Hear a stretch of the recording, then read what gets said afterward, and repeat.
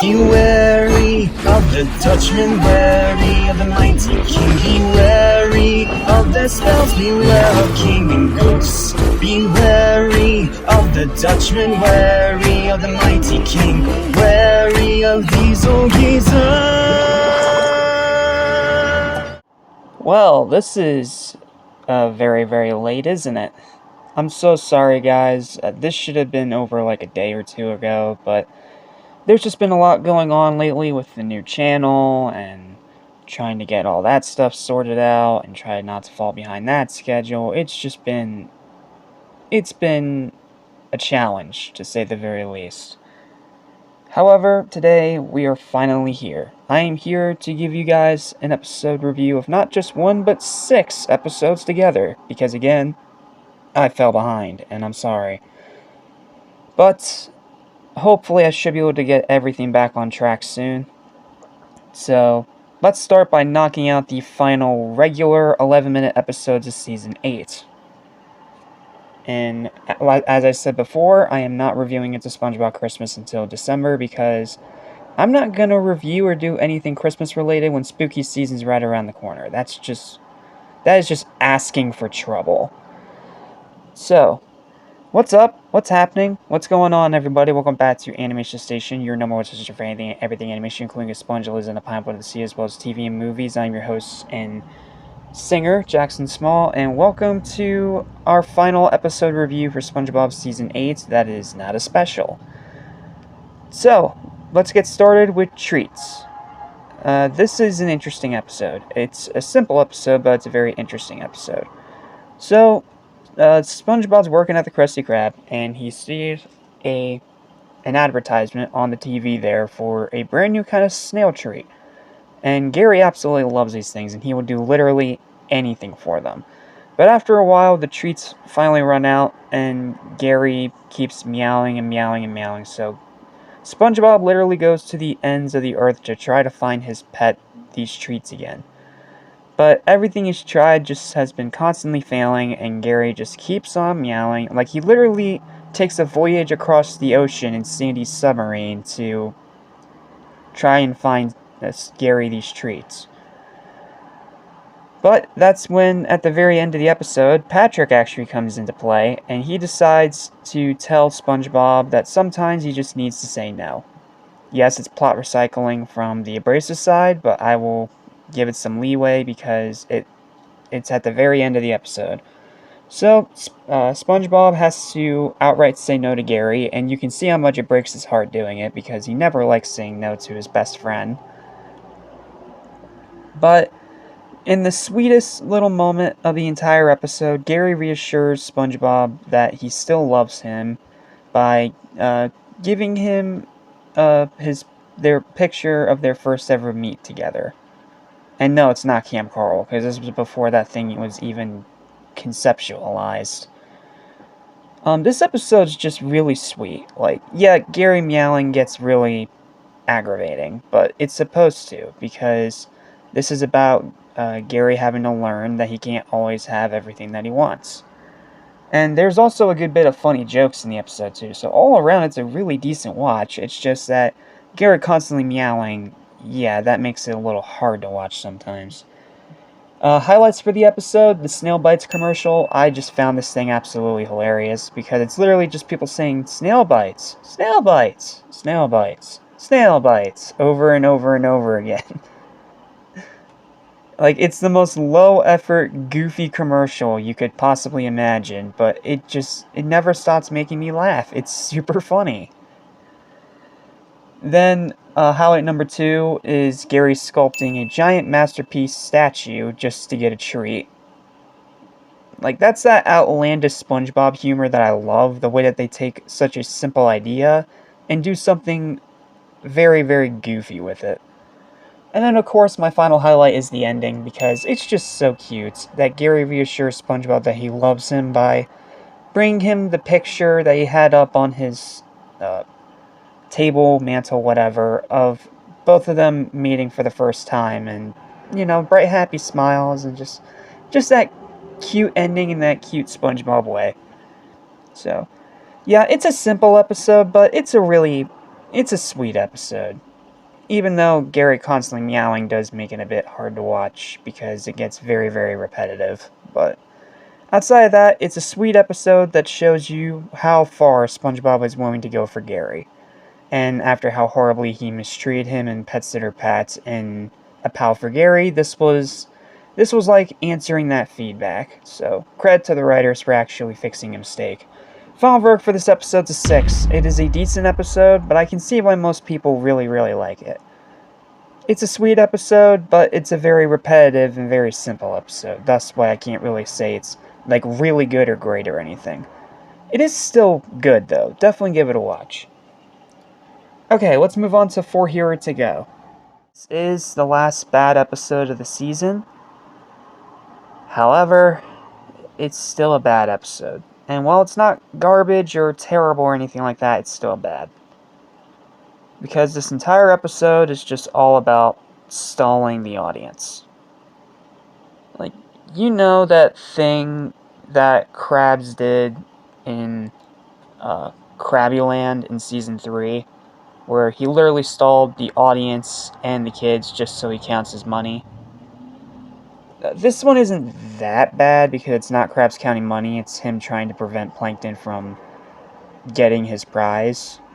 But my goodness, is it so boring and just stupid. Like, it is the textbook definition of a pointless episode. So, what's the episode? Well, Mr. Krabs offers a free Krabby Patty to anyone who can correctly guess the amount of seeds in the jar. And of course, Plankton comes in. Krabs tries to refuse him, of course, but then some random guy comes in and tells them that he has to allow the contest open to everybody. And then Plankton, using all his scientific college know-how, is able to correctly guess it using a bunch of gadgets and a bunch of other crap because Krabs forgot to specify the rules. And then the rest of the episode is just them stalling Plankton so he doesn't have to give him a Krabby Patty. And it's as boring as it sounds. Like, SpongeBob puts on a puppet show. Okay. Krabs keeps trying to find solutions. Okay. Squidward... Krabs has one really weird moment where he tries to stuff Krabby Patties down a toilet. And I'm sorry, but no, that poop joke does not work. Like, you can make them work. Perfect Chemistry made fart jokes work, but here, just, no. That's just cringe and dumb. And then, the episode ends with, Plankton having to eat the entire Krabby Patty on the premises. And then Karen cuts him open, and they try to, reutilize these patties to sell in competition to the Krusty Krab. But because Karen synthesized Plankton's insides, as well as the Krabby Patty meat, the patties ended up having intestines in them. You think I'd like that because I really like dark humor, but no, that one just fails. It's just gross for the sake of being gross. So yeah, this episode's boring. Literally, the one and only highlight that I can give you is this one woman that tries to guess the amount of seeds in the jar by putting the entire jar of seeds in her mouth. Like, that's literally the only somewhat interesting part of this episode. Outside of that, it is boring, it is lazy, it is slow, and it is bad. Final verdict is a 3. Let's move on to a much better episode, but not by much. With super evil aquatic villain team up is Go. Okay, this episode isn't bad, but it is the textbook definition of wasting potential. Think about it. You have the concept of Plankton and Man Ray, two characters that have never interacted before in the entire series, teaming up to try to get the Krabby Patty formula. Like, that sounds like a really interesting idea. But the problem is they do nothing with it. Because, like a grand majority of this season, they have decent ideas, but they completely waste them in freaking execution. So yeah, this episode's about Plankton and Man Ray, and they team up for all of 4 or 5 minutes before Man Ray eats a bunch of Krabby Patties and gets really obese. Yeah, it's not like we haven't already done this joke 1,000 times. And the episode ends with Plankton having to pay the exuberant uh, food bill for Man Ray, because Man Ray's going back to prison because he can't run away anymore and he has no energy. Okay, the ending, I'll give you that. The ending's actually funny, because it's a good way to give Plankton karma for his actions, without sending him to jail again. But outside of that, the episode's just boring. Like, you'd think Plankton and Man Ray teaming up together would be interesting, but they do the worst things you can possibly do with this idea, and it's a waste. It is a waste of a good idea. Almost as bad as Ghoul Fools, in that sense. Like, the only highlight's the ending, and it's only because it's an interesting way for Plankton to get karma for his actions. Outside of that, this episode has absolutely just nothing. It is extremely boring. So, final verdict, 5 out of 10. It's not bad, but it's not interesting either. It just exists. And it took an interesting character interaction and did nothing with it. Alright, well, let's move on to a good episode now with Chum Fricassee, or Fricasse, or however you pronounce it. Now, here is an interesting episode. So, we already had one episode this season of Plankton and Squidward teaming up in Sweet and Sour Squid, and that episode was really good. Well, imagine my surprise when I found out we actually get two of these in the same season, and both of them are really good episodes. Yeah, you can imagine how actually happy I was for that. Which one do I think is better? I think Chum Fricassee is a little better than Sweet and Sour Squid, but honestly, they're both about the same level as each other. They're both really, really good episodes. So, what happens in this episode? Well, Squidward is going through his usual problems at work. So, he ends up leaving and going to the Chum Bucket. And Squidward reveals that he actually has an incredible recipe to make chum taste delicious. And Squidward then uses this to help Plankton and the Chum Bucket become just as, if not even more popular than the Krusty Krab. And then SpongeBob and Squidward tried to sneak in and steal the formula. Yeah, this is also a little bit of plot recycling, but I'll allow it because the rest of the episode is really solid. Only for them to get humiliated and kicked out. And then everything else is still going well, until, in a very weird twist, Squidward's grandma comes in and grills him for not using the recipes correctly. Yeah, it's like they didn't really know how to end this episode and return things to the status quo, so they just pulled something out of their rear end. But then it leads to a funny ending where, as punishment for his betrayal of the Krusty Krab, Squidward's being used as the Krusty Krab doormat. This is a Squidward karma trip, not a Squidward torture porn, because Squidward actually did deserve his punishment this time. So, yeah, really entertaining and fun episode, and there's a lot of funny jokes. Highlights for this one, unfortunately I only have two, and it's because one encompasses a grand majority of all the scenes of the episode, and that is just all the scenes of Squidward and Plankton working together. I loved this dynamic in Sweet and Sour Squid, and I really love it here too. Like, they both have such an interesting interaction with each other. And here, the way that Plankton's actually genuinely surprised by Squidward making chum taste delicious is really, really good. Like, such an interesting and cool character interaction, and unlike with the last episode we just talked about, they actually use it to its full advantage. And then the second highlight is the ending of Squidward being used as the doormat. Like, see, that's how you do Squidward in pain correctly. Have him actually deserving of his misery and use it as a comedic joke as punishment for him doing a bad thing.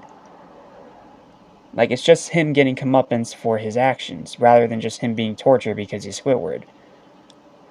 That being said, though, I can't say the episode is great per se, because, again, Krabs and SpongeBob trying to steal back another formula is something that we've already done before.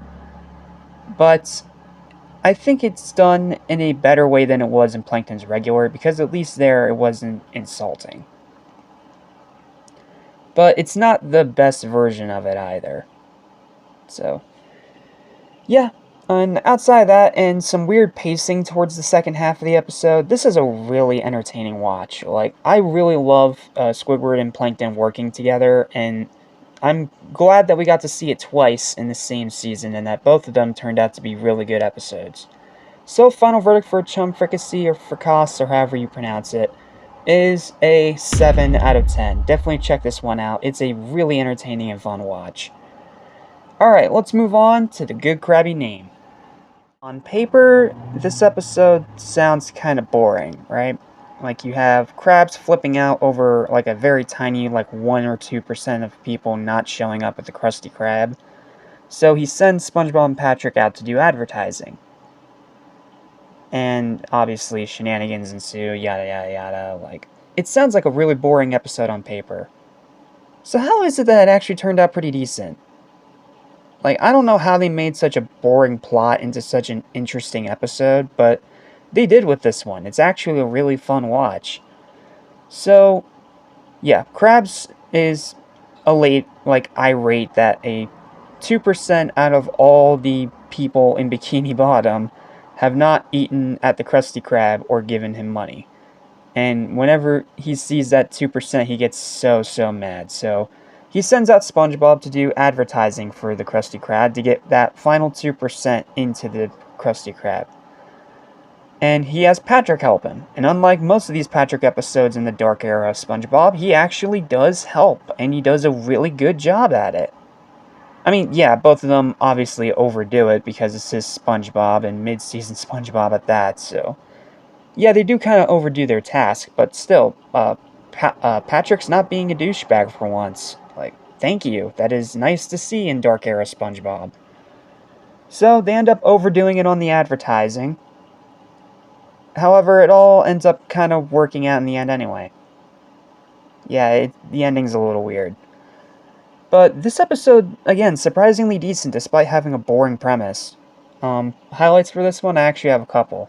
First one is when SpongeBob tries to advertise to this one guy about the Krusty Krab, and he's, like, in a Krusty Krab suit as a Krabby Patty, which is already pretty funny. And then he keeps putting flyers in this guy's face and sprouting multiple arms. So the guy literally just yanks all SpongeBob's arms off to get past him. And even funnier, he was doing it while getting into the Krusty Krab. So SpongeBob was doing promo while the dude was already convinced to go in there anyway. That's a great joke.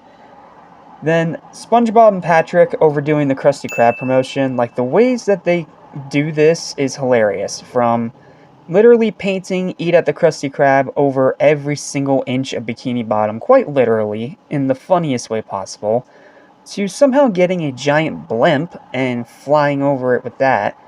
And even trying to advertise to people with flyers, and they overdo it. But it's done in a way where it's so off the wall that it ends up being funny, rather than frustrating or monotonous. And the whole thing with the blimp, like, that alone makes it funny. And speaking of funny, after the blimp crashes, a guy randomly comes over, takes a deep breath, yells at SpongeBob and Patrick, which sends their skins off of them. So yeah, we get SpongeBob and Patrick as skeletons again, which sometimes it's a gruesome sight that's unnecessary, and other times it's a cool image. But the funny moment comes where the guy takes another deep breath, lets out another yell, and then SpongeBob and Patrick are wearing each other's skins, but their body shapes are still their normal body shapes. So you have, like, SpongeBob as a pink deflated square, and Patrick as a giant pointy sponge. Like, that is one of the best visual gags of this season. That always gets a big laugh out of me. But, yeah, outside of that, I mean, the episode's not great because it is still very repetitive because it's SpongeBob and Patrick just doing advertising for a grand majority of it. But it all ends up working out at the end, despite the ending being a little weird. And the scenes of them actually promoting are pretty funny, so I'll give this one a bit of a pass, even if it is a bit of plot recycling from Krabs having an aneurysm over a tiny, minuscule thing.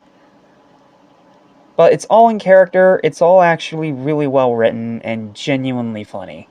So, final verdict for this episode is a 6 out of 10. It is decent, but it's not anything incredible. It is very entertaining, though, I'll give it that. It is absolutely very, very entertaining. Okay, now we only have one last episode for Season 8, and then the special, and then this month is over. So, let's finish off with the final review of this video with the final regular 11-minute episode of the season, and a pretty good one at that, with Move It or Lose It. I'll lie to you when I say that on first watch, I thought this episode was just average. It was just okay. Like, the plot sounded boring, the execution wasn't much better, yada yada yada. However, on this most recent rewatch, something started to click. I'm not entirely sure how or why, but I actually really enjoyed it far more than my previous few watches on this most recent watch. And how fitting that's the final regular 11-minute episode of the Dark Era of SpongeBob, because it ends on a surprisingly really good note. So, yeah, let's talk about this episode and why I think it went from average to really, really good. So, in this episode, this random contractor guy comes in, and he tells both Plankton and Krabs that they are not the right amount of distance apart from each other.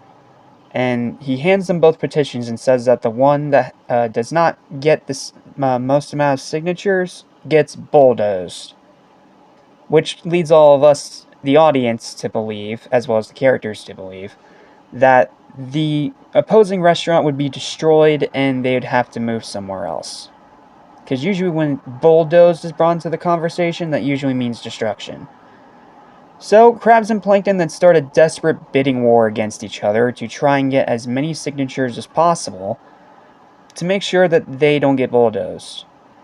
And there's a moment where Krabs starts to win, and then there's a moment when Plankton starts to win. It gets really back and forth until Plankton comes up with an absolutely genius plan that we will talk about in the highlights section that gives him the victory and allows him to stay while Krabs has to be bulldozed.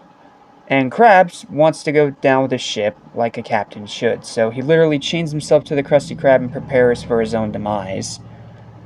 However, in the weirdest but also kind of most clever twists of the season, the Krusty Krab, instead of being bulldozed, is just scooted back a few centimeters. Which both leaves Plankton disappointed and everyone else surprised. And then the episode ends with SpongeBob and the contractor accidentally reversing the bulldozer through the chum bucket, destroying it. So we still get to see one of the places destroyed, but it's in a way where it's not advertent. So, yeah, it's a funny ending. It's a genuinely interesting back and forth with Krabs and Plankton. And it's not about stealing the Krabby Patty's secret formula. Like, thank you for not reusing that overused plot for the 1000th time. And there's also a lot of highlights in this episode, too. Like, there are some really funny moments. First one is Plankton spreading false rumors about the Krusty Krab and their Krabby Patties like he's DCU Lex Luthor. If you've watched the latest Superman movie, you'll get that joke. But, I mean, it's funny. Like, not only because it is 100% in character for him, but also because it's also just genuinely a really funny moment. Because he literally has all these flyers posted on every single building in Bikini Bottom. So yeah, that's a really funny moment. Then, highlight number 2 is Plankton's ingenious plan that gets him the win over Krabs in this episode. And that is that Plankton has a yard sale selling all of his old technical junk, and then uses the profits to give away to the customers in exchange for signatures. So in other words, Plankton makes a bunch of money off of this yard sale selling all of his technical gizmos. and then uses that profits to give away to the customers for free, with the only price being a name on his signature. Like a signature on a piece of paper. That is an incredibly genius and clever plan, and it's no wonder that it actually got Plankton the win in the end. Like, really, really good plan on Plankton's part. And then, as Plankton's giving away money for signatures, you also have this random guy who flips his boat over. just for no reason. Just randomly flips his boat over and runs over to get free money. Then, next highlight is the twist of the Krusty Krab getting moved back a few inches instead of getting demolished. Like, that was a really, really good twist that I did not see coming, because the way that the entire episode played out, it played out like someone was actually going to get destroyed. And then someone does get destroyed when SpongeBob inadvertently reverses the dozer back through the chum bucket. And unlike some of those other moments where it's just mid-season SpongeBob being stupid, this one is just... it felt very pre-movie. Like, SpongeBob didn't mean to do it. He was thanking the contractor. The contractor accidentally flips the switch the wrong way. And the two of them go straight through the chum bucket. So, it felt more like accidental pre-movie oopsie SpongeBob rather than frustrating mid-season dumb SpongeBob. So, yeah, this episode's really entertaining, man. Like, this one's really fun. I don't know what Kool-Aid I was drinking to think that this was nothing more than average, but on rewatch, it got a lot better. It's a lot funnier than I remember, and it has some genuinely clever moments in the writing that I wish this season had more of. And that is why the final verdict for this episode is no longer a 5. I'm bumping it up to a 7. A 7 out of 10. This is a really, really good episode that I definitely recommend you watch if you haven't already. It's funny, it's clever, it's entertaining, and it's a very solid end to the 11-minute episodes of both Season 8 and the dark era of SpongeBob. Now, that doesn't mean we're not going to talk about any more bad episodes, because even in the best, newer seasons of this show, there are still bad episodes. Just rarely anything on the level of these awful seasons. So, yeah, it's a solid end to a dark era of SpongeBob, and later would lead to kind of a renaissance of SpongeBob in a way, because Season 9 is a very interesting case, and it's the season that brought a lot of people back to SpongeBob. That and Season 10, but we'll get there when we get there in 2026. But as for now, that's going to do it for this video. That's going to do it for the final regular 11-minute episode reviews for SpongeBob Month 8, the end of the Dark Ages. Thank you guys so much for watching all these videos. I've had a really interesting time going back through all these seasons, finding the good, the bad, the terrible, and just seeing how the Dark Ages finally ended for this franchise is really fascinating. However, it's not the end of the entire Dark Ages, because there is still one last thing we have to take a look at. And lucky for us, it is one of the coolest things in the entire franchise. Like, I mean no hyperbole when I say that the next final thing we gotta take a look at for this month is so good that it rivals the best of pre-movie SpongeBob. And yes, I will proudly die on that hill, because this next one is an incredible episode. So, I'll see you guys next time for our SpongeBob Month 8 finale with the incredible special that is Hello Bikini Bottom. Until then, thanks for watching, and stay spongy. Beware of King Ghost.